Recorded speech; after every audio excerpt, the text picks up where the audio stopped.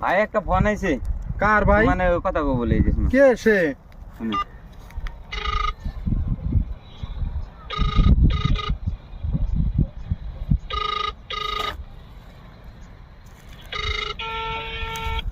আসসালামু আলাইকুম। ওয়ালাইকুম আসসালাম। কেমন আছেন? হ্যাঁ ভালো আছি, তুমি কেমন আছো? আমিও ভালো আছি। হ্যাঁ ভালো আছো না? হ্যাঁ হ্যাঁ ভালো আছি। তুমি কার সঙ্গে আছো? আমি এই বিয়ের সঙ্গে আছি। ওই মাদার চোদের সঙ্গে?